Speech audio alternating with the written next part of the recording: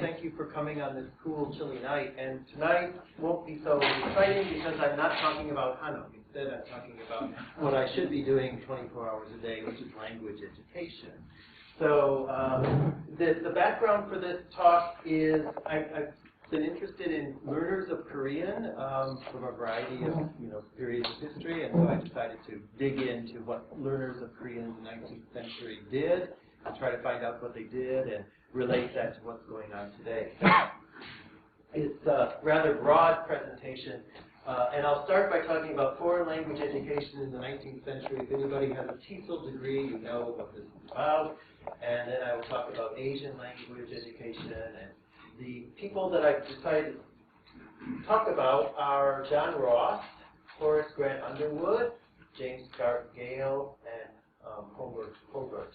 And this selection is just because I'm interested in what they've done and how each of them kind of gives a perspective. There are other people who are fluent in Korean. There may be, it would be very difficult to do everybody who studied Korean in the 19th century. So I sort of selected these people as examples of missionaries. And then scholars, William George Aston and Gustaf John Ramstedt. And then I will give some conclusions and implications. So all of you, if you know the history of foreign language education in the 19th century, there was what was called the grammar translation method. And nowadays, if you take a ESL course, you know that the grammar translation method is out of fashion and it's considered the most terrible thing that we could do to our students. But the grammar translation method developed from the 1500s and onward as a method of teaching Latin and classical Greek, in Europe, and it remained dominant until the end of the 19th century. So it has a long history, and it was the dominant way of teaching in the West. And it was applied to the teaching of modern languages in the 19th century. So until the early mid-19th century, language education was really Latin and Greek. The modern languages were sort of an afterthought. So that's still why some universities in England, the UK, will have a department of modern languages. That's the term that's used. So that happened in the middle of the 19th century. Modern languages came in. And the goal is to develop the ability to read literature in the target language. So the goal is not speaking. The goal is not anything but developing the ability to read literature in the modern language. And of course, with Latin and Greek, that means the classics of Western civilization. And the other reason for doing this, why do you need to read literature in Latin and Greek, is because doing that will cultivate your mind. Okay? So it's mental discipline. So when I was in school, I was one of those students who was terrible at math. I wasn't terrible at math because I was stupid. Well, maybe I was, but anyway, I was terrible at math because I didn't know why I had to do it. And my father kept telling me it's for your mental discipline, which when I was 13 years old was probably not what I wanted to hear. But there is this idea in education of something being for mental discipline. So learning Latin and Greek were for mental discipline. So that's where we start. Then the method is, the instruction is in the learner's native language. Grammar rules are taught deductively. In other words, the grammar is presented as a rule to be memorized. Okay? And drills consist mainly of translation from the target language into the learner's native language. So you read a Greek sentence, you read something from Cicero or something, you read a famous passage, famous poem, and you read it in the target language and you translate it into your native language. And the purpose of the translation is to see if you understood something or not. Okay, so it's not to make a beautiful translation into English or your native language, it's to see if you understood it. And then the materials are textbooks consisting usually of a bilingual word list, and that is still common in a lot of Korean textbooks, so that's interesting. We'll see what parallels. And a codified set of grammar rules and then translation practice. So you have the vocabulary, you have the rules, and then you have practice. And this is what they did. And nowadays this is considered very boring, but there are people who like it, and I won't give any names. Okay. So Then, at the end of the 19th century, what happened was the limitations of just focusing on classical languages and just focusing on the literary aspects of languages, that people became concerned about what? The lack of attention to modern languages, and of course Europe was getting smaller at the end of the 19th century because of transportation, trains, that kind of thing. So the world was suddenly becoming smaller and people were coming into closer contact with each other. So what developed was this thing called the direct method. Sometimes it's also called the natural method. And this developed in France and Germany in the late 19th century. And it was a response to dissatisfaction with the grammar translation method. So it was, the grammar translation method was just focusing on literary aspects. This method was trying to teach spoken language. And in the history of language learning, this was very revolutionary, the idea of teaching spoken language. Until the end of the 19th century, spoken language didn't count. And the goals are teach the spoken language for practical use. So you teach the spoken language. If you're a German person, you want to visit France, you teach French so that you can order, wine, right? That kind of thing. You're teaching for practical sort of use. And the instruction is the complete opposite, and if you study the history of language learning, it's wonderful how the pendulum swings from one extreme to the other, and back and forth, that kind of thing. But the instruction is entirely in the target language. So you don't use the learner's native language. Emphasis is on oral practice during the lesson. So again, literary things are very much, taken out of the picture.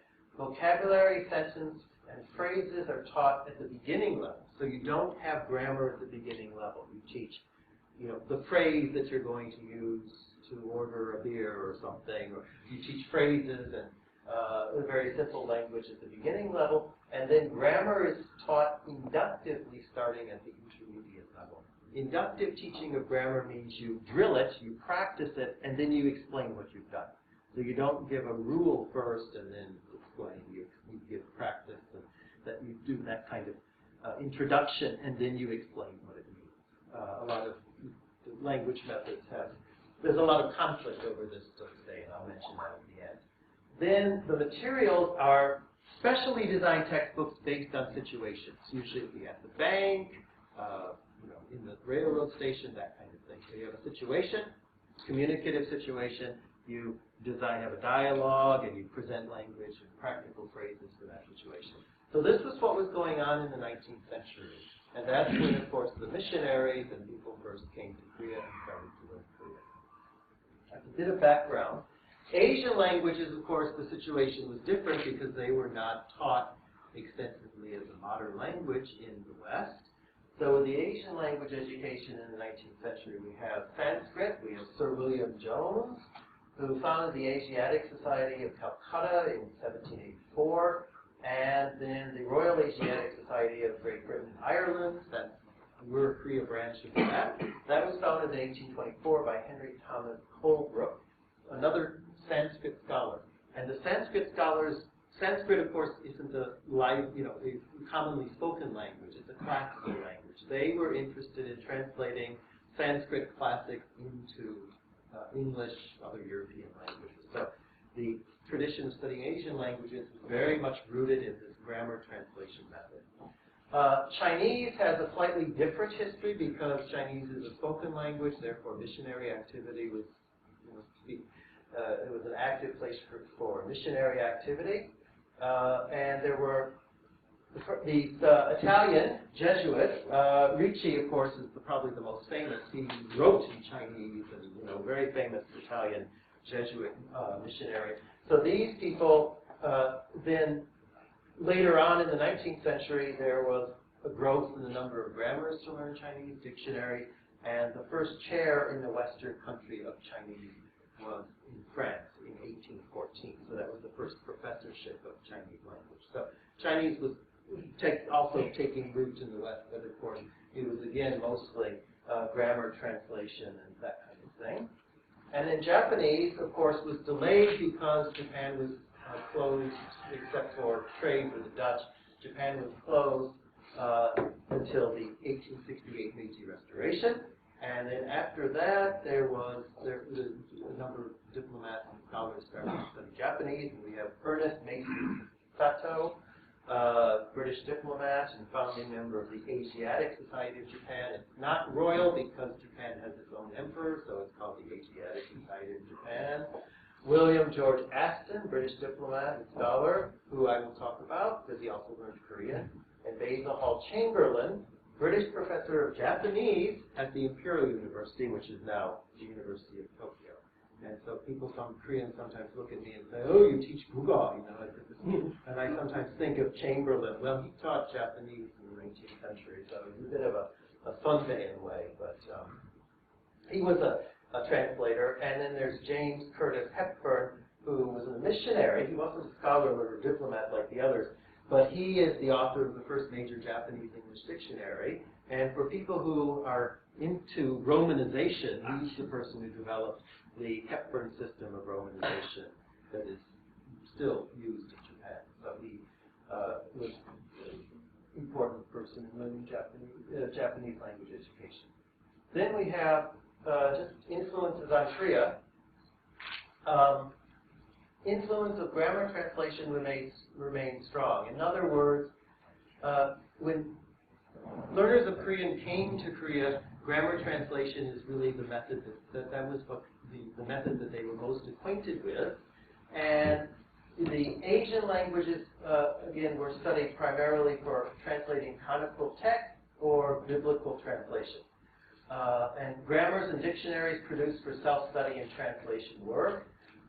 Missionary work required proficiency in the spoken language. So you had learners who came to Korea basically approached the language from a grammar translation point of view, translating text, but they also had this practical need to speak to people. So that need, of course, was something that took them in a different direction from simply staying with just translating text. And the interesting thing about Korea is there was almost no interaction with the West prior to the 19th century. So unlike China or Chinese language, which had a long history of Westerners studying Chinese, there were very few people who studied Korean. It was similar to Japan, only a bit delayed because of the delay in opening to the West. So the situation is a bit more similar to Japan. So the first person is John Ross, and he has a Chinese name. And John Ross was born in Scotland, and he was a minister in Gaelic-speaking churches, and then he went to China. Okay, and then he worked in Shenyang in Manchuria and learned Chinese and Manchurian, and he gave his first sermon in Chinese in 1873. So he contacted Korea through China. All right. And he learned Korean from a person named Yi Eun-chan, a Korean dealer in traditional medicine in border areas of Manchuria. So he learned Korean sort of by chance, but he had heard about Korea because, of course, the location in Shenyang in Manchuria. But he was lucky enough to come into contact with a Korean trader and then become involved take an interest in Korea. And of course, Korea was this place that nobody really knew about. So from a missionary point of view, that meant it was a place to spread the gospel, another place to spread the gospel, etc. So he became interested in Korea from this person who he met in Manchuria. And then he was able to make a phrase book and then a grammar, and it's very, I haven't nailed, he didn't write about how he did it. There's nothing, a lot of people didn't leave notes about what they did. Okay, so I have to kind of figure out what he did. But basically, he knew classical Chinese. He knew Chinese. The Korean informant knew Chinese. The Korean person he worked with, Yi Eun-chan. That was their connection. Just like when I went to Shanghai in 2000, and I wanted to find the house of the Korean independence movement, and I wrote it down in Chinese, and I got in a taxi. The taxi driver talked to me in Chinese, and I smiled, and then he took me right to my destination because he was able to read. In other words, the classical Chinese was a common language that they were able to work from. So it was this bridge language between the two. So Ross was much more Chinese-based, classical Chinese-based, and he learned Korean through this working with this Korean man, but their common language was Chinese. Okay, so that's an important thing, that a lot of people who learned Korean early on without a grammar, without a textbook, without anything, without any support, but they had the Chinese language. So when I lived in Japan, I remember Korean friends would come, and they were much easier to deal with than, say, European friends or European or American friends, because Korean friends could read and find their way because of the Chinese language. So this was the bridge language for Ross. And he oversaw the first translation of the New Testament in 1887. Again, very Chinese-based. Okay, so he was able to translate from the Chinese Bible and translate the characters and that kind of thing to come up with a Korean translation of the Bible. These are his works. Again, the 1877 Korean primer. This is probably one of the first. I think it's the first sort of phrase book in English. There were others in other languages, but here it is. And this is actually, I took this on purpose because this is about building a house. Building a hanok, right? So,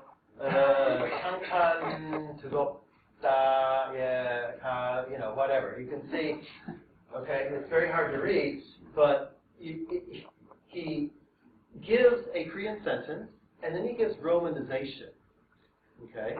And then there is an English gloss, okay? And a gloss is not a translation. A gloss is where you put the equivalent word below. So the purpose of a gloss is to help you analyze the language. So if you have a bunch of sentences like this, and you see the verb at the end, then if you keep going at this, if, right? But imagine, Ross having learned this, and of course wanting other people to learn it and be very motivated. You keep going through this, then you can try to figure out the structure through this, repeating this practice. Okay, so this is an interesting example of how Ross's phrase book. The other thing that's kind of interesting linguistically, of course, from this is that this reflects the dialect of North Korea. Okay. So the language used in here reflected the dialect of North Korea at this time.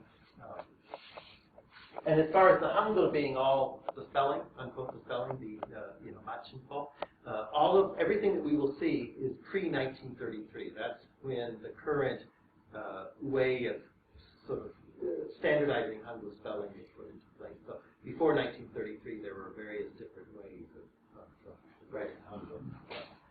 Okay, so anyway, his approach was language learning is mastery of grammar through example sentences that reflect practical needs.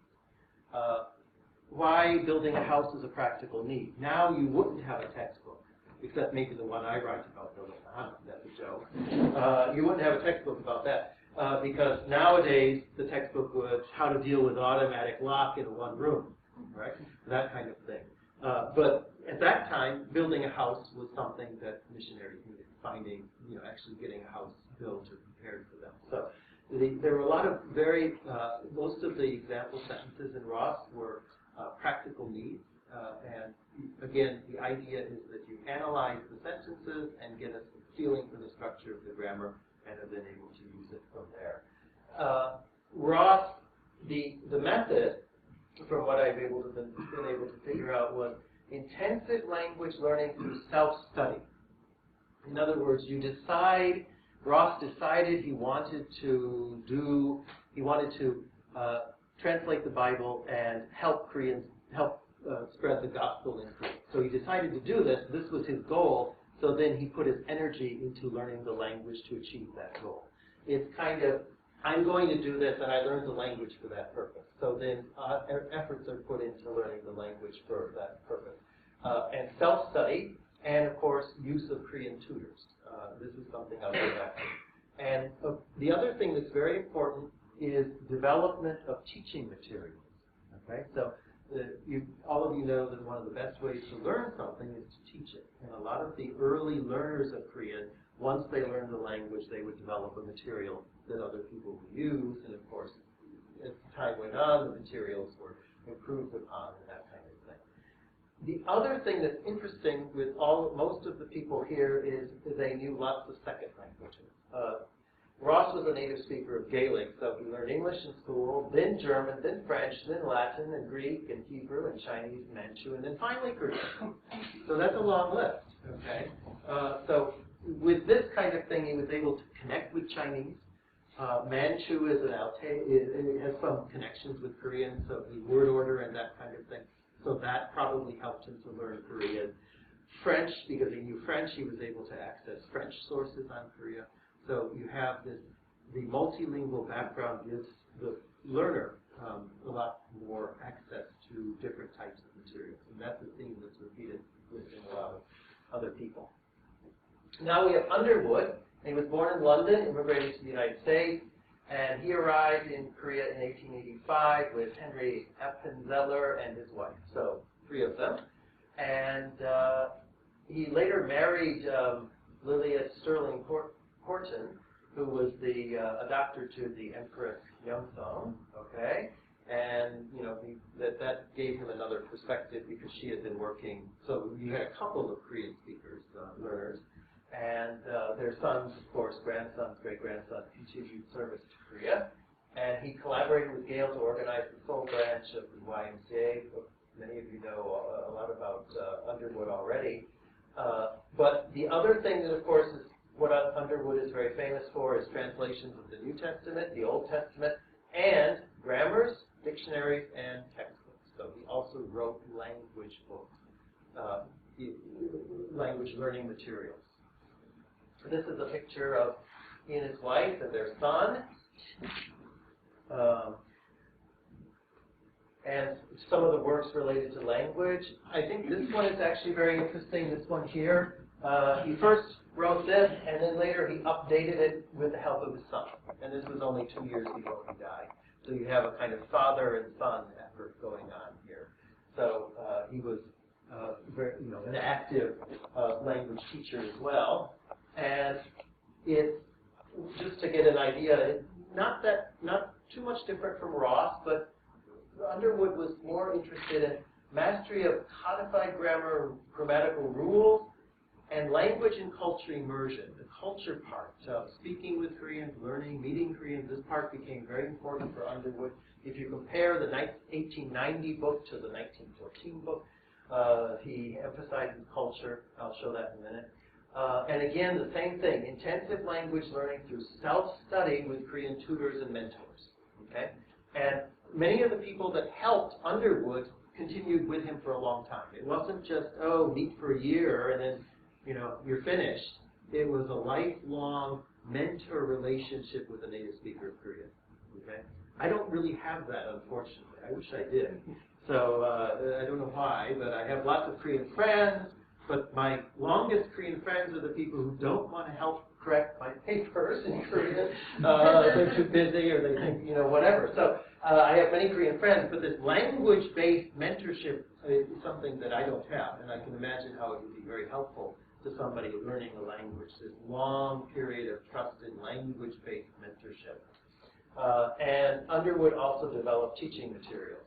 Underwood knew French, okay? He spent a little time in learning French, so that's another important thing. He was able to access French materials, and he didn't know Japanese or Chinese when he came to Korea, but he did know French, and then he later learned Korean, okay? So there was that thing where he was able to access these materials in another language.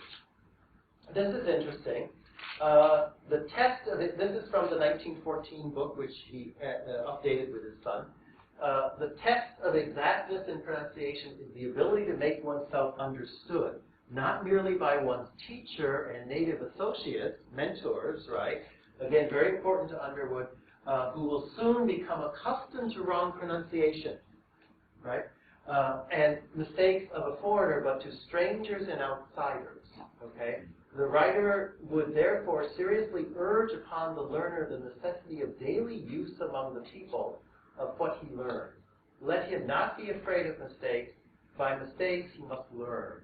Let him, from the the very first day, though he knows but one or two words, go out and begin to use them.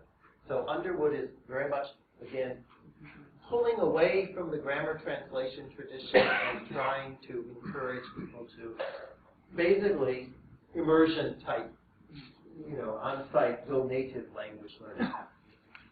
Another thing, from him, the student is to get, this is about native speaker informants or native speaker mentors.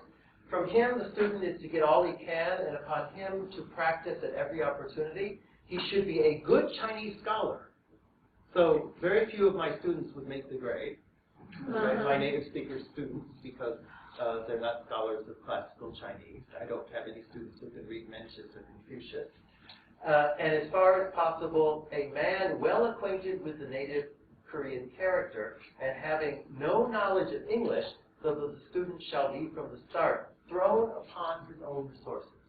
That's called sink or swim. Okay? So, in other words, Underwood was very much in favor of this idea of immersion. The surroundings of the Korean, and this is about culture, the surroundings of the Korean are entirely different, and his habits of thought are necessarily as unlike ours as his surroundings. Hence, put yourself in his place should be the motto of the student. He must learn early to put himself in the place of the Korean. He must learn to hear with Korean ears, to see with Korean eyes, and to enter heartily in the life of the surroundings of the Korean, to appreciate fully all their circumstances, and as far as possible, in fact, to think Korean. So in other words, jump in, right? And this is something that, is, in teaching students about Korean language education, I often find that a lot of my Korean students are shy, or I don't know, I not to use the word shy, but reticent to encourage foreigners to kind of jump in like this. But this is what Underwood's approach was. You have to think like a Korean. You have to act and think like a Korean in order to be able to really appreciate the language. And this is not the only person, Underwood's not the only person who thought this, but it's just interesting to see it written down in black and white that way. This is, now Underwood, of course, had these wonderful ideas about immersion and all of, jumping in, going native, but he also had this idea that in language learning, you learn a rule, and then outside, you go native, unquote, that kind of thing. In other words, you learn a rule in class, and then outside, you apply the rule to communicate. This is his explanation of the honorifics, verbs, special honorific verbs. So there are also certain verbs, da-da-da-da-da. So this is very much reflects the grammar translation tradition. You have an explanation, you have a rule presented, and then later you're expected to apply this rule. Okay? So the actual textbooks that Underwood wrote are not necessarily immersion or communicative or anything like that. They still reflect the idea you're presented a rule, and then you go out and you use the rule in talking with real people. So this is of course all pre-1933 Hangul spelling, so you have to sometimes use your imagination. I read them, when I deal with it, I read it very slowly aloud. Okay, I can kind of figure it out through the time. Okay, so Gale, and you notice that Underwood and Gale have Korean names, okay? Missionaries, when they came to Korea, all adopted a Korean name because it made it easier to talk with people. Gale was born in Ontario and educated at the University of Toronto, and he arrived as a Presbyterian missionary.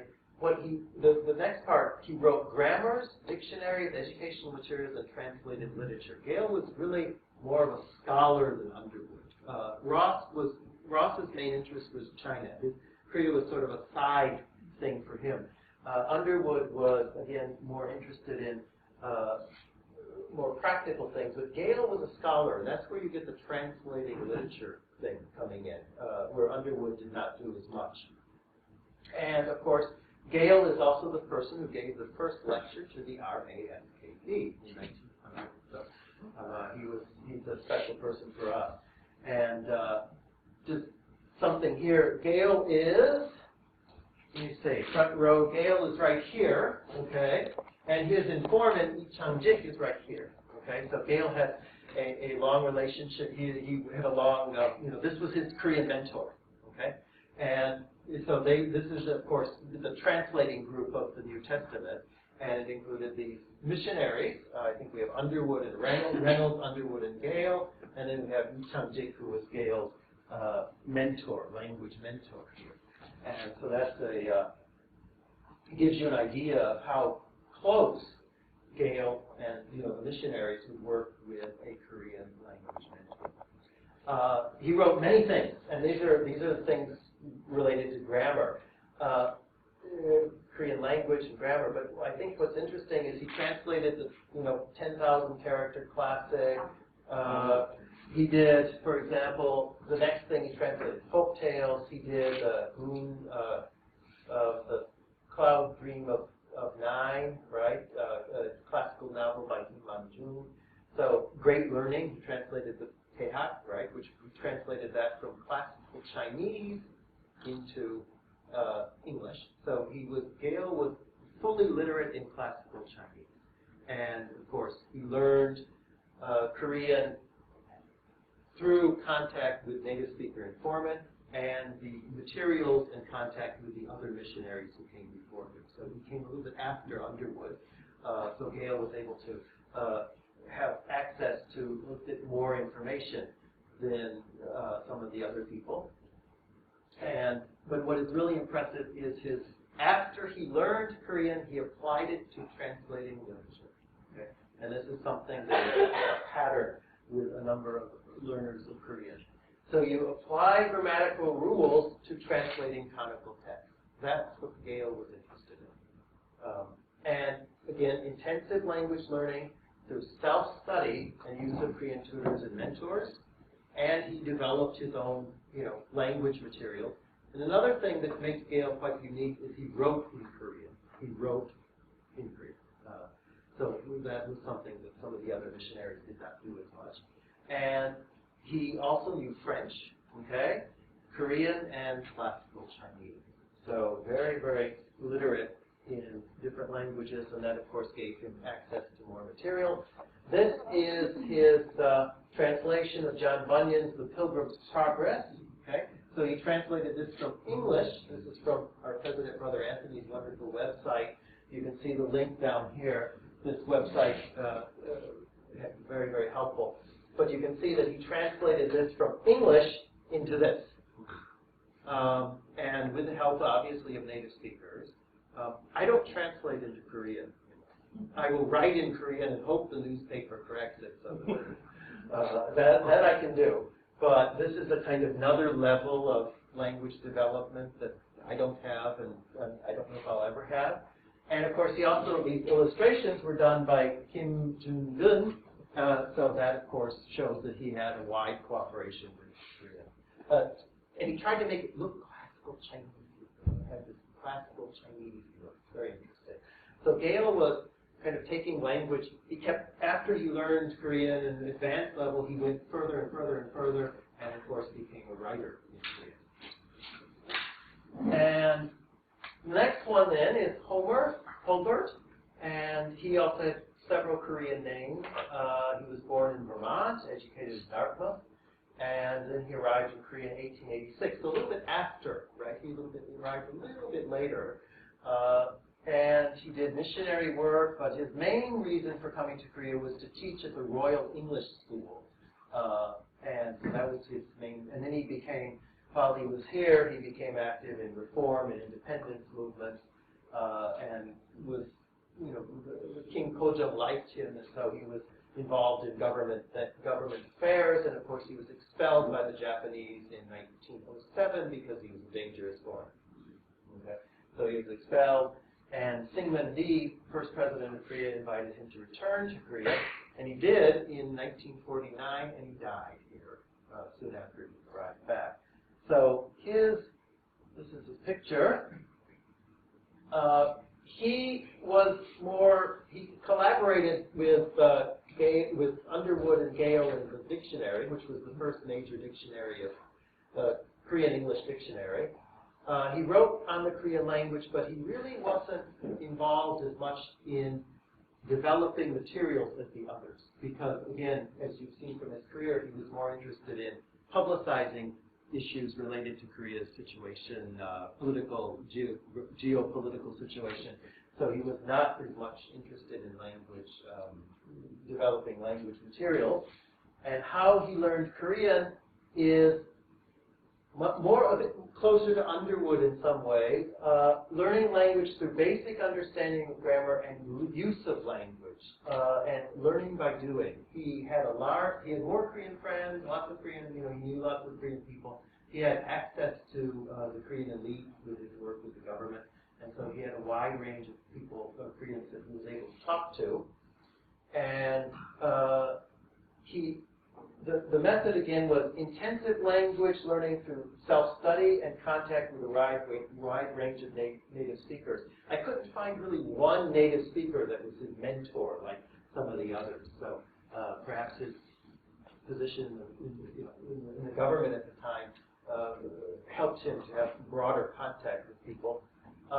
And he had little interest in classical Chinese, and that was a bit of friction between Gale and Hulbert was the issue of classical Chinese.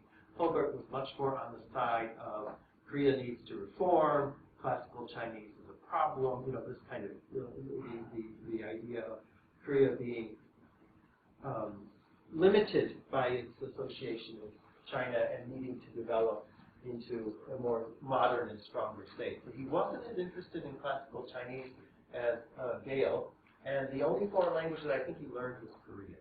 Okay? So he really was much more learning by associating with people, and of course using the available materials that were available at the time.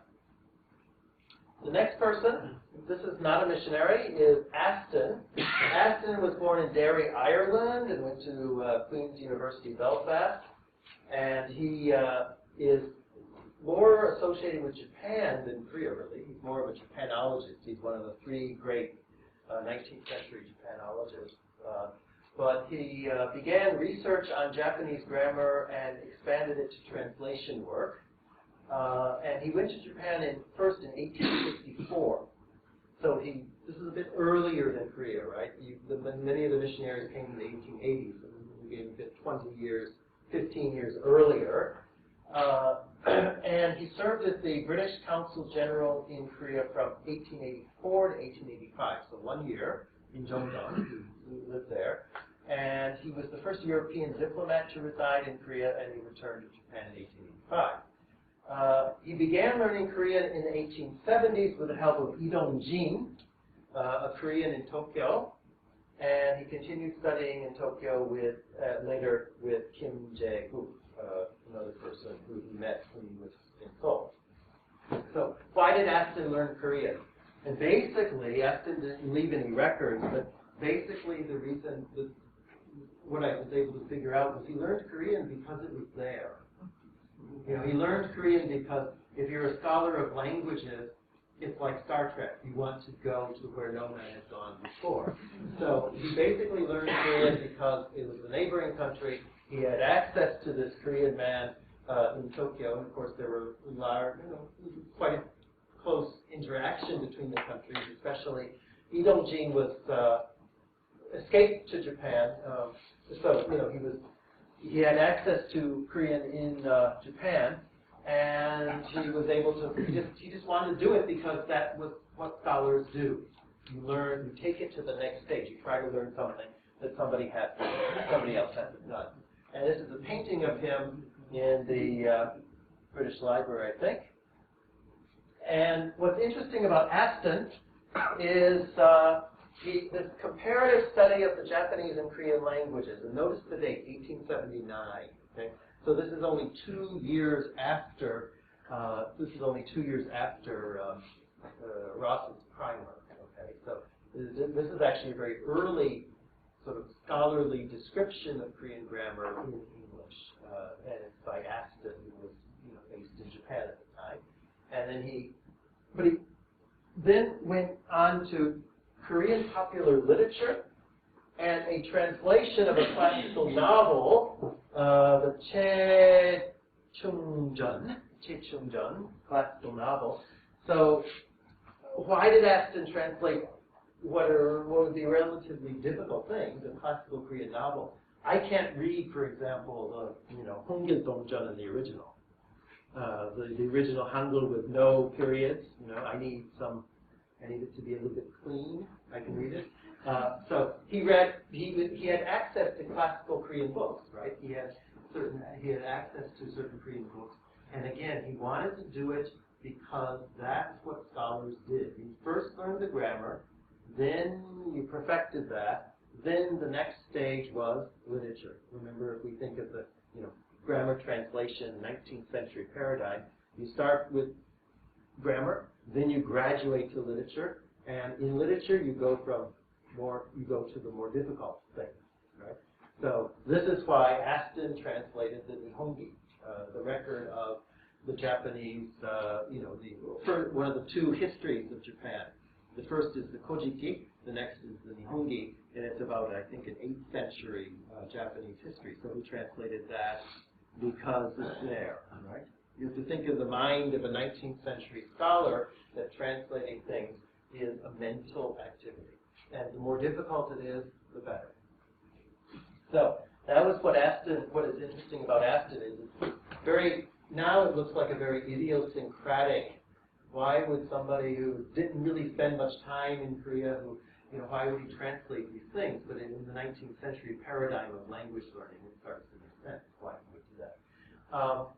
And then Aston's approach was mastery of codified grammatical rules, again, like many of the others, applied to translation of literary texts and research on linguistic structures. Unlike the others, he wanted to research the structure of the language. This is very exciting for some people, comparing the structure of one language to another, trying to find a connection, this kind of thing. So he was more interested in the language connection.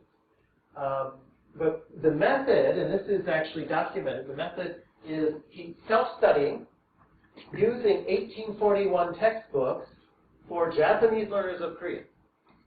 So there were these textbooks were published for Japanese learners of Korean in what was Tongnae, or the Japanese trading post in Busan, right? The Japanese little outpost in Busan, which had Japanese traders there, and they needed to learn Korean in order to conduct their business. So there was an 1841 textbook written for Japanese people to learn Korean, and Aston was very fluent in Japanese, so he was able to pick up this textbook and use it to learn Korean. And he also had Korean tutors, the people that I just mentioned, so he was able to help get interpretation and help and assistance from the native speaker tutors in Tokyo, mostly Tokyo. The other thing, of course, like Ross, he was one of these, Green. Green is German. Greek, sorry. German. Green is the new echo language.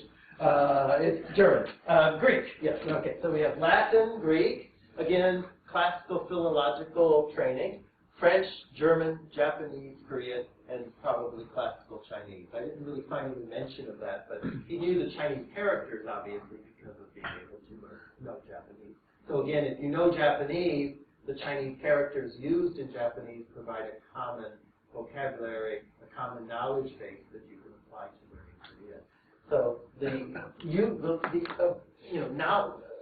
knowledge of other languages. This is another thing that a lot of these 19th century language learners were able to draw upon in order to figure out, if you're presented with Korean as a new language, you need to figure it out. And so the best way to figure it out is to use the resources that you have.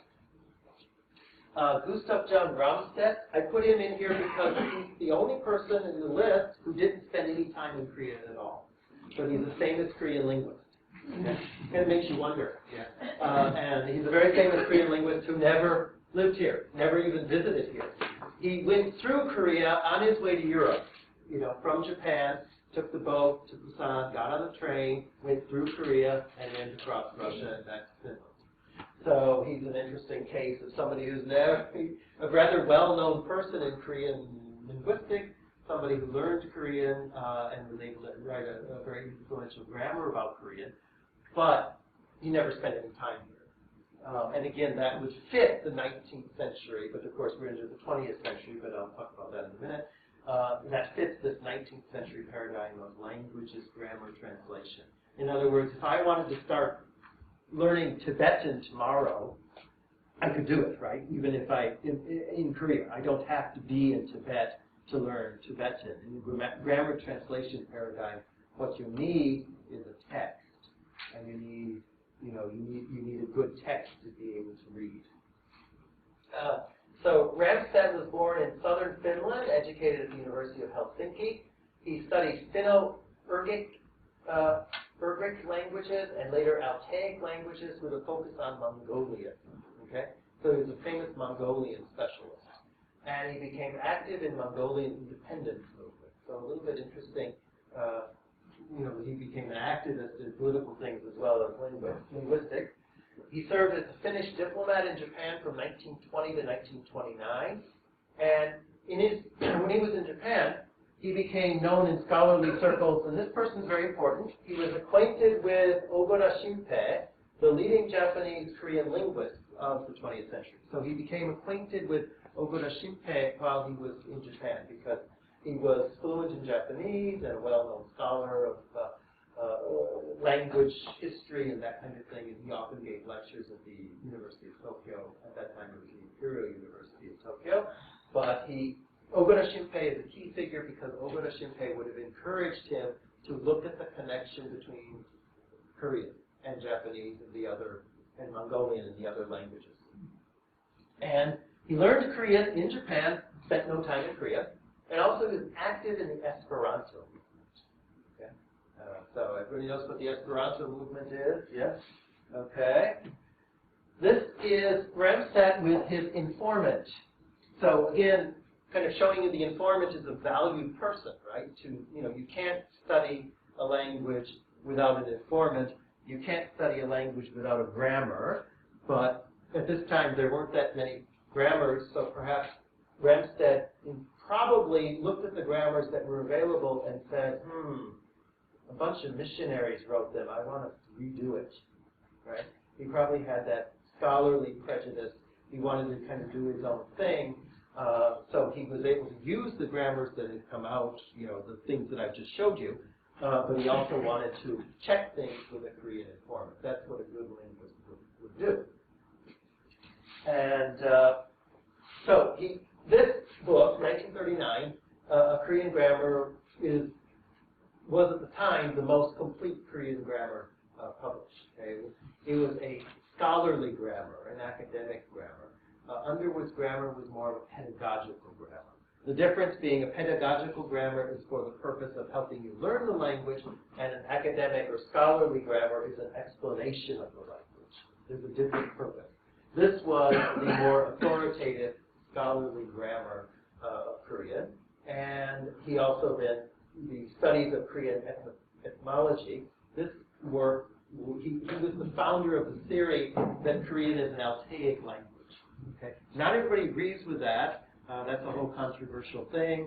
If you ask me a question about it, I'll just tell you my opinion, but to be honest, I haven't prepared because that's a whole other series of lectures, right? How you define a relationship between languages and that kind of thing. But Ramstedt was the founder of this idea that Korean is an Altaic language related to Japanese and Mongolian and that kind of thing. And Finnish, yeah. So he was the leading exponent of that. He was the leading exponent of that theory. His approach, again, mastery of codified grammatical rules, that means a list of rules, boom, boom, patterns, and applying them to research, linguistic research. So a little bit more like Aston, he wanted to apply the rules to language research. So you learn the language to do research on the language. It's language for language's sake. Okay? And nowadays, I know we're all very busy. Everybody has a smartphone and 25 million things to do. But the idea of something for something's sake does exist. People did it. So this is language for language's sake. Okay? Method, again, language learning through self-study and use of a Korean informant tutor, this man named Yoo Jin-gun, okay, the person in the picture. So the informant played a valuable role in helping Ramstedt come up with his, in helping him study Korean. And of course, look at the list of languages, it just makes you want to, he learned Finnish because he was a native speaker of Swedish. So he learned Finnish when he grew up in Finland. Then he learned English, then German, then French, then Russian, Mongolian, Japanese, Korean, and Esperanto. That's a list. Okay? So again, what would have helped him with Korean, obviously, these two. Yeah, Finnish I can't speak for from experience. The relationship between the languages, people have different opinions. But certainly these two would have helped him learn Korean. In this pronunciation, the idea of the verb agglutination at the end, all of these different things. So he certainly would have been helped. Japanese and Mongolian would have helped him learn Korean. If anybody knows, say, in Seoul National, the students who are the most fluent in Korean are by far the Mongolian students. Next to the Japanese, but they have pronunciation problems. So the Mongolian students, they're the students who can pass for Korean. I remember I had an undergraduate Mongolian student came in my office with a Korean fan, and I thought they were, I thought it was two Korean, lady college students, and they were chit-chatting and talking and having a great time, and then I noticed something a little bit. So I asked this Mongolian student, "Are you a Kyopo from the United States?" And she giggled and laughed, and she said, "I'm from Ulaanbaatar." So, these things would have helped him. But he was not interested in learning Korean to communicate with Koreans or to come and enjoy Korea. He didn't spend his time here. He was interested to find the connection. He wanted to find that smoking gun that nobody's been able to find. He thought he found it, but that he wanted to find the connection between these languages. And to do that means he would have, if he had succeeded, he would have been able to develop a theory of Korean, the relationship between Korean and other languages. And that's theory building. So very much his interest in Korea was scholarly reasons. Okay, conclusions. Just if you look at the common thread, I'm kind of being very macro about this. Each of these people I could spend much more detail on. But the thread is mastery of grammar. Grammar translation, this is very much alive. All of these learners believe that a mastery of grammar was something that they had to do. And do quickly. Not slowly. Nowadays in communicative language teaching, grammar is you teach a little bit of the past tense, and 3 weeks later, a little more past tense. This was teaching the past tense right now. Okay? And you master a point, and you go to the next point and the next point. Then you have self-study, often intensively. Okay? So language is something that can be studied by yourself and intensively. That means you do it a lot. You do a large number of hours of studying per day. And the use of a Korean tutor or mentor, depending how, each of these people had a different Korean mentor. I have with Gale Jushi Young because that's hard to document. One book I have on Jushi Young's life says that Jushi Young taught Korean to Gale. That's the only reference I've heard of that. Other references don't have that. It's something that needs to be checked. But Jushi Young was sort of the founder of modern Korean grammar. So he may have taught Gale a little bit. I don't know. That's not. But the other relationships are quite clear, and so you have a close relationship with a Korean tutor or mentor. I think that's very interesting. And I would love to research these Koreans in more detail. There's not a lot of information in English about them, but I think if I were to keep digging, I would be able to find information in Korean. Because in the 19th century, any Korean who had a contact with a foreigner would have been educated, right? Any Korean who knew classical Chinese, any Korean who had contact with a foreigner would have been somebody of a certain class. So might be information about these people and why they had contact with a foreigner and that kind of thing. It would be very interesting to study using Korean sources. And all of these people developed language learning materials, be it a dictionary, a grammar, these kind of things. And many of them translated canonical text. You have a classic text, and you translated for language practice, but also to go where no man has gone before, right? That whole syndrome. And the other thing that I think is very, very interesting is the use of available language resources. If you know French and there's a French grammar of Korean, you use that. If you know Japanese and you know the Chinese characters, you use the Chinese characters to learn something in Korean. I did this myself when I first learned Korean because I learned Japanese first. About 3 weeks after living here, it was kind of interesting. I remember going to the Jongno, Jongno Sojong, right, and trying to find the grammar of Japanese. And I didn't speak any Korean, but I found this book about this thick, this thick list of grammatical patterns. It was the most wonderful thing, because I was able to look for a Japanese pattern and see what was written in Korean. So again, this is where you use and each of them had slightly different backgrounds, so their abilities were different in different languages, but they used their resources, the resources that they had, to try to make connections, understand Korean vocabulary, and try to learn Korean as best they could. The implications for teaching Korean nowadays, I think we need to rethink grammar.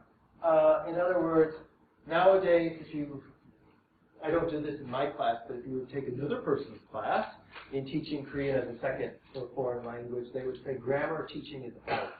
Grammar teaching is boring. Students don't need grammar. What students need is practice. I agree with that, but I think there's an important place for a mastery or understanding of the structure of a language, and that's sort of fading from the current discussion about how to teach Korean. And rethink native speakers. Well, what does that mean? I think the one thing is frequent mentor-like contact is important. In other words, say nowadays in a lot of Korean universities, they have programs where people come and they study Korean intensively, and then after class, what do? They speak with people from their own country. Right? After class, if you're a Chinese student, after class, you go have coffee with Chinese students, and then you spend the rest of the day speaking Chinese, so you only end up speaking Korean in class, this kind of thing.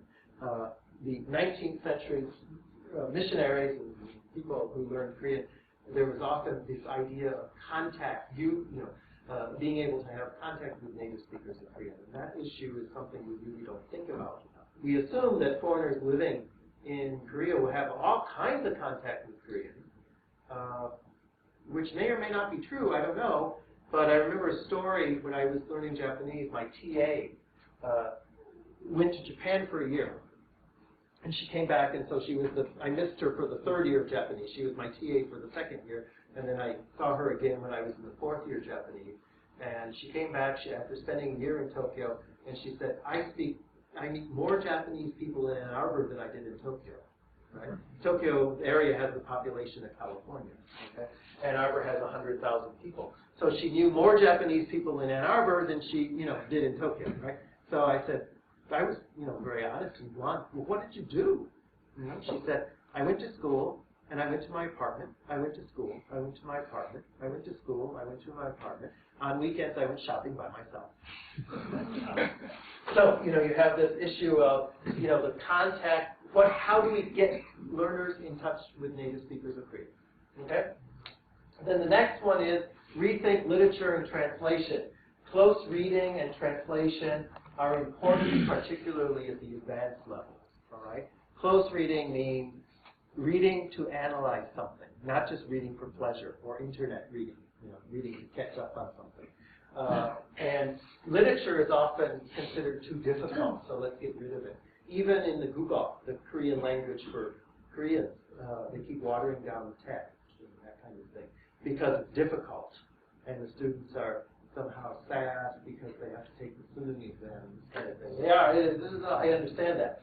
But as far as pedagogically, there is a role for close reading and, of course, translation. And some people think translation is sort of the fifth skill, reading, writing, speaking, and listening. And then the fifth skill is translation, and that's kind of overlooked a lot in language teaching. Fine. Then we have rethink Chinese characters, okay? in Korea, very few institutions teach Chinese characters to non-native speakers systematically or seriously. They're sort of taught as a kind of cultural aside. When I learned Korean, fortunately, at Seoul National University in 1983 and 84, the second level book had lots of Chinese characters. And at that time, Seoul National University didn't have to worry about money, as we do now, I guess. But anyway, we didn't have to worry about money, so the students who didn't like the second level course having Chinese characters were invited to go to Yonsei. So I remember several.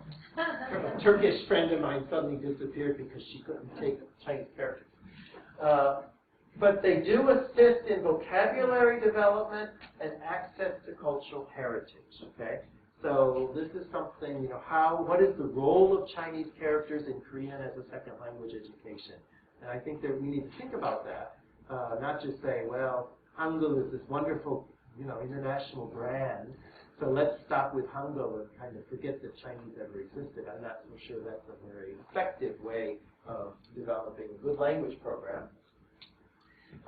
Then finally, this one, rethink motivation. Okay, there are illogical. Human beings can be very illogical, right? You know that, right? Okay. We have inner drive, desire for perfection. Language person, somebody who does it for language sake, you know. For example, you know, just learning a language just because you like it, right? And passion for Korea, this sort of, wow, I love Korea, you know, this kind of thing. All of these things are they're in the affective realm. They're in our sort of our subjective state of how we view ourselves and, you know, how we feel about ourselves and what our interests and all of these. This whole world, the subjective world. But these things, I think, are what helps drive a lot of the learners, some sort of drive. In other words, motivation comes from a drive. So if you don't really want to learn Korean, what does that mean? That means do something else. In other words, to be successful language learners are people who have that drive. And where that drive comes from is hard to say. That's a personal thing. That's something that a language program or a teacher or somebody can't give you. But there needs to be a little bit more thought to how, you know, what is the role of motivation? How do we deal with learners with different types of motivation? So, in a sense, then, old-fashioned language learning with passion might be an interesting direction to consider in Korean language education. A lot of people ask me about Hallyu and all that stuff, and I always roll my eyes because I'm not sure Hallyu's going to do it. If you think of what these people who have really gone at learning Korean to the point where they can write in Korean and that kind of thing, I'm not sure just a casual interest in Psy. Is a casual interest in Psy going to really drive people to learn Korean? It might. But I think we need to think about possibly the role of more old-fashioned structured language education that helps. That's just my conclusion, is that we need to start rethinking some of these things that are now considered to be old-fashioned or out of date, these kind of things. They might have more important things to do. So finally, this is from Robert Neff. Is he here? I don't know. Robert Neff. Robert Neff's collection.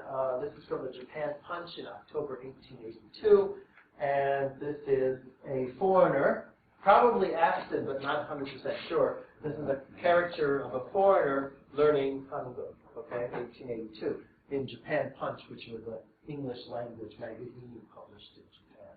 So this just shows that the person is, you know, wildly doing it, right?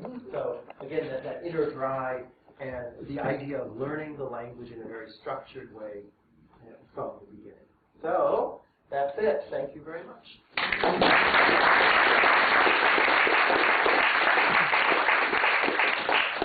Well, we don't have much time left. I think we can have 9:30. Okay. You can entertain the questions.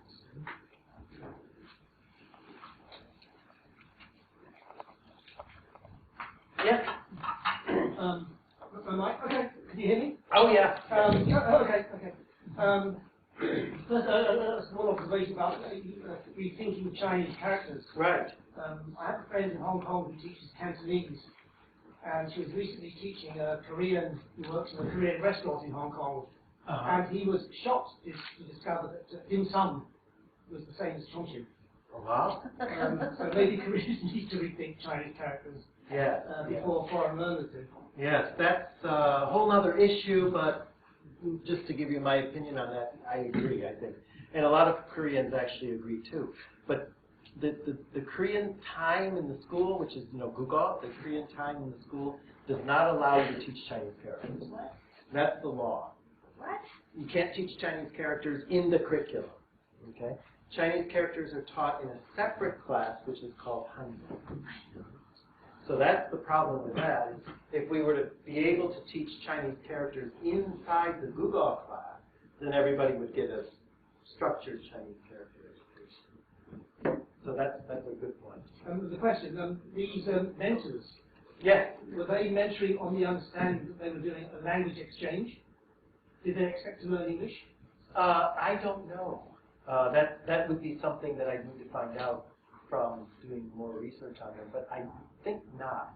Some of them might have already learned English already. I think the person who was involved with Gale, already knew English. But I think not. The idea of language exchange probably was not on the agenda. But it's a great question for further research. Thank you, yes. Yes. A couple of questions, if I may, short ones. First, I just note that the final cartoon there talks of the line of Flanders. I teach Dutch, so I'm just slightly interested in whether you could give some background as to what the line of Flanders, if I read it correctly, that's the line of Flanders, is it? The Lion of Flanders. Yeah. I just wondered what reference to the line of Flanders is there. Perhaps I don't know. not clear. No. Yeah. Okay. The website I took this from, or this was from an article in the Korea Times. The link is here. It's from an article in the Korean Times, and that speculated that this was sort of a code for Aston, who of course was not Dutch. But No. yeah.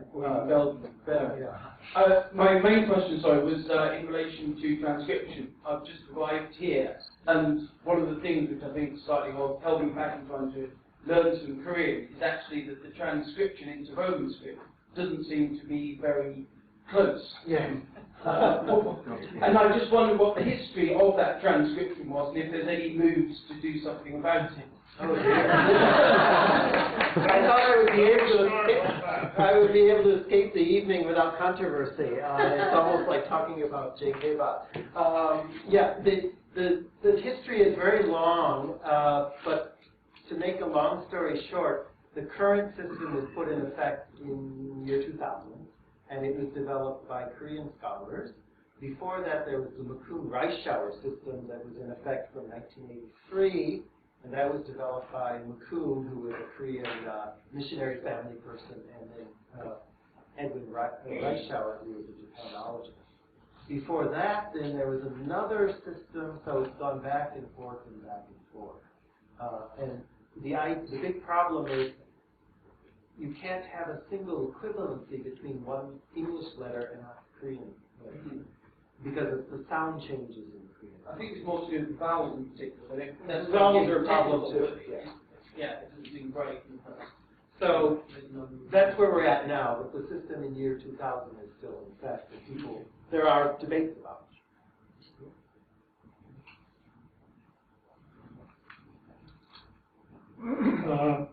When they started to learn Korean, every man in Korea only really wrote Chinese characters. Right. You didn't mention this transition from Chinese character to Hangul, which happened at this moment. Right. Yeah. Could you say something? I mean, there was in the Anglican Church, of course, Ramstedt, who was the main linguist and the doctor. He was convinced that missionaries should never use Hangul, that everything should be done in Chinese, but he got it wrong. Right. Yeah, I think that's a great question. I think the way to try to answer that is Hulbert was much more on the side of Hangul. And so the earlier missionaries, whereas Gale was on the side of classical Chinese, but yeah, if we go back to the beginning and look at them, we can see the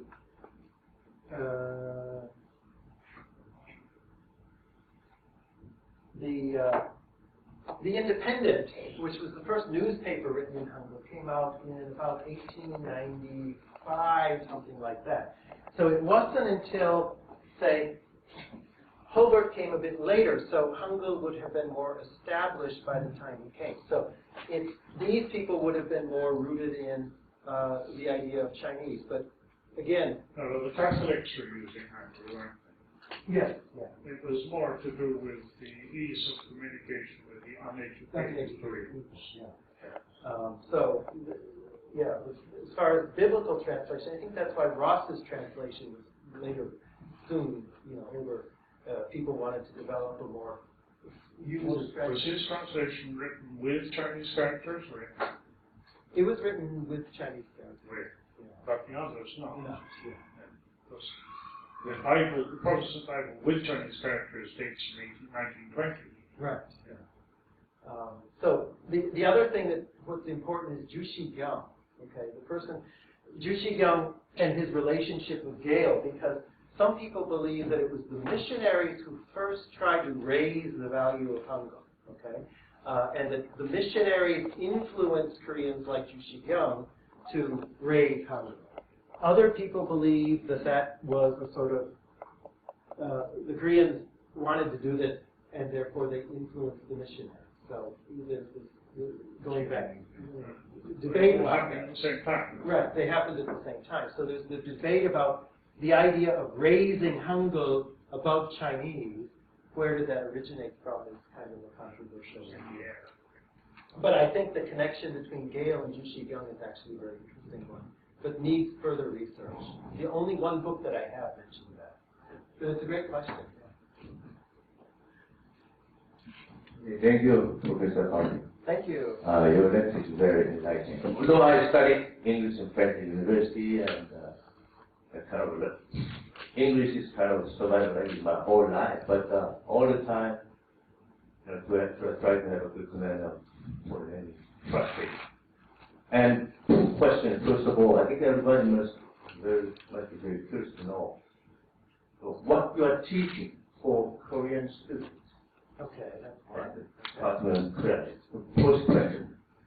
Number two question, I never stopped learning. When I was a student in high school and university, my teacher, my foreign language professor said, try to think in English. It's one of the most stupid kind of,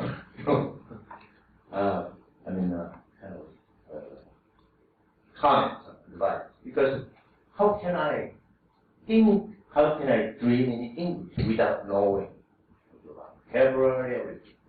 So normally we say, we were taught, generation, reading, speaking, listening, and writing. So would you get back to the implication, the final chart? Rethink vocabulary, rethink literature and translation. I'm talking about translation. Wow. Translation is categorized where? I think the translation is extremely important.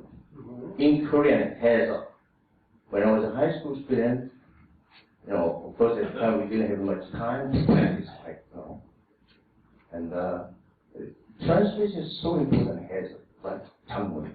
So what would you think of as a linguist then? Where does it belong to translation? Speak or writing or rewriting? Professors, what are you teaching? Okay. So linguistic and about the importance of translation. The first question is, what am I teaching at Seoul National University? Well, today I had a class, and that class is, the title of the class is something. It's Korean, Theories of Korean Language Education for Foreigners. Anyway, Theories of Korean Language Education for Foreigners, I think is the English translated title of Hangul Kyugon. And in that class, I teach about different ideas about language learning, language acquisition in the first half, then we have a midterm, and now I'm doing a practicum. So in that class, I have the students do mini lessons, and most of the students are Korean students, so today I have them teach a grammar point in Korean without giving any teacher explanations. And they found that extremely difficult because students, the easiest way to teach, what is the easiest way to teach? Talk and chalk. Okay? Talk and chalk. Right? Talk and chalk is by far the easiest way to teach. If you have a hangover and you want to get through a class, the easiest way to teach is to talk in front of your students. Okay? So I said you can't give any explanations. You have to teach grammar inductively. So my students, they spent actually most of the class panicking, but we got them. So that's what I teach at Seoul National. I also teach sociolinguistics in the spring semester, and graduate classes I teach various different classes related to language acquisition, materials development. Sometimes I've done internet materials development, that kind of thing. And then the second question, translation. Most of my students in undergraduate are Korean students, and I have some exchange students. Then the graduate students, the majority, they want to learn Korean language education, so they want to be Korean language teachers. And most of the students in the graduate program are non-native speakers. And so they're easier to deal with because they've learned Korean, so they have a different sense of how to learn Korean. As far as translation, I don't know. Because these implications are for Korean language education. Okay? I'm not talking about English, because first of all, if I start talking about English, I get very bored. But the reason I'm not talking about English is because this isn't an English language education topic. English and Korean are quite different because in Korea, English is a required language. In other countries, Korean is not a required language. Okay? So this kind of thing, old-fashioned language learning with passion, people who study Korean are somehow motivated, and therefore it's a different, I think it's a different ballgame. The Korean language, English in Korea is a required language, so there's different considerations. So, yeah, I don't know how to answer that question, because once it's a required language, then you have to deal with students who don't want to learn it, but have to learn it. And that's a different issue from Korean language education. But, yeah, that's just about this. Translation, if we think of it as the fifth skill, then at some point it does have a role. I'm not sure exactly where, but I think translation does have a role in language learning because it makes you sensitive to language. It makes you aware of language. It makes you sensitive to language. And being sensitive and aware of language helps you develop to a higher level. So I think it's that intermediate stage where people plateau. I've met lots of people who kind of go up and then they plateau and then they think, forget it, I'm too busy. Right? The plateau stage, I think translation can help get beyond that. Okay, any other questions? Yeah. Question. I was curious about the publishing. I noticed with Ross, some of the books are published in Yokohama. Yeah. And then when you get to Underwood and Gale, I think we say few and sold, and there's like a trilingual press. I was wondering about some of these publishing efforts. Was this done by the missionaries, or how did this actually work? Some of these books there. That's the question. The trilingual press was founded by Hulbert. Okay, so that would have been a Korean. That press was based in Korea. The books published in Yokohama were because there weren't any English presses. So the trilingual press was Korean, and that was run by Hulbert, but it later closed down by the Japanese sedition. Yeah. Maybe somebody else can answer. Anybody else know about the publishing for that? Wherever you could find a publisher, you know. Yeah, Yokohama is because there weren't any English publishers in Korea. And Shanghai also played a role. The Catholic books were published in Yokohama. A lot of books were, because again, Japan opened about 20 years earlier, 15 years earlier than Korea. Okay. So just one last question, and from recent connection with Japan, you mentioned also connection with Korea, and for Northeast China, where there is a very strong Korean community, and they have to learn the Chinese language. Right. Is there a lot of material there as well, or That's a great question, and thank you for clarifying that. the Chinese themselves too? The Korean community in Manchuria at Ross's time was not as big as it is now. Okay. Because that immigration was mostly 20th century immigration, because of the colonial period and that kind of stuff. The development of the Korean community in China took place mostly in the 20th century. There were Korean traders, like the person who taught Ross, but there weren't just large Korean communities as there are now. Thank you very much. Applause.